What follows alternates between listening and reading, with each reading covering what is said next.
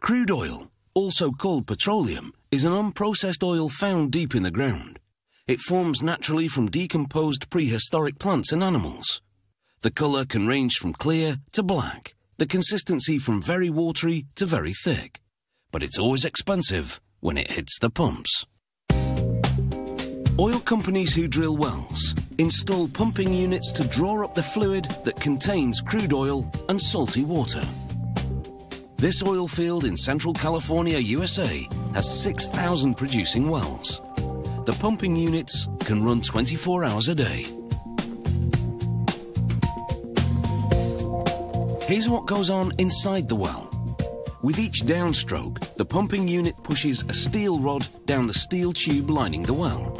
With each upstroke, the rod rises, and the pressure difference between the fluid on the outside and the fluid on the inside opens a ball-shaped valve, plugging the bottom, letting the fluid flow up the tube.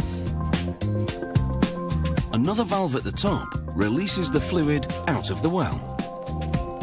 To drill a new well, workers first erect a drilling rig at the site, then hoist a giant pipe with a drill bit on the end.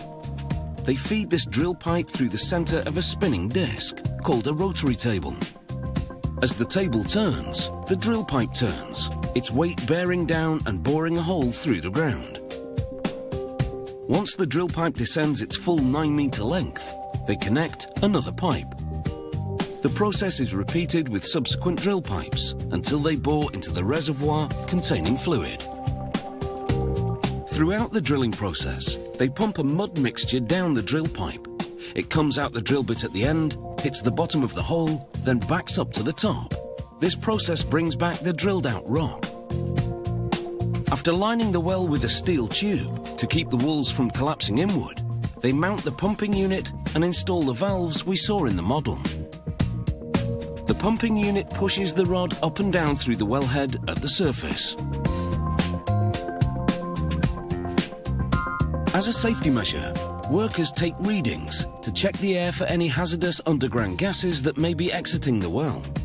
Once they determine the area is safe, they draw a sample of fluid to test the well's water-to-oil ratio. The typical ratio is 90% water to 10% oil. The fluid from each well exits via a pipe, and the pipes from all the wells feed a main line, leading to a gas removal vessel. The fluid contains carbon dioxide, hydrogen sulfide, and natural gas, which has to be extracted. They naturally rise to the top of the vessel and exit via a pipe which runs to the company's gas treatment plant. There, equipment removes and treats the hydrogen sulfide, transforming it into sulfur, which a local farm buys to use as fertilizer. The natural gas and carbon dioxide, meanwhile, are piped to another area where they fuel the company's steam generator. The generator boils the water extracted from the fluid to produce steam. The company injects steam into the wells to heat the fluid, thinning it so that it flows faster. Once gasless, the fluid is piped to the treatment plant, which extracts the salty water.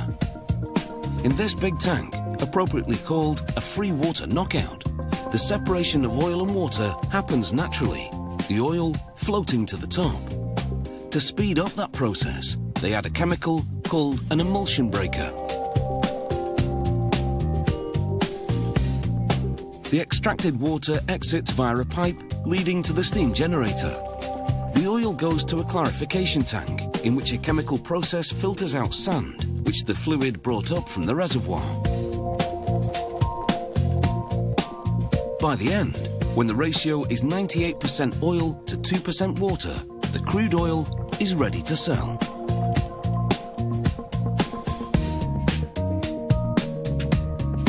Built-in meters give instantaneous water content readings. As an additional quality control measure, the company also draws samples for analysis in its own lab on site.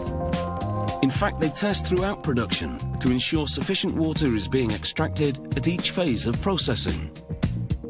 Companies buy crude oil as a raw material for producing petrol, asphalt, plastics, crayons, perfume, and many other products.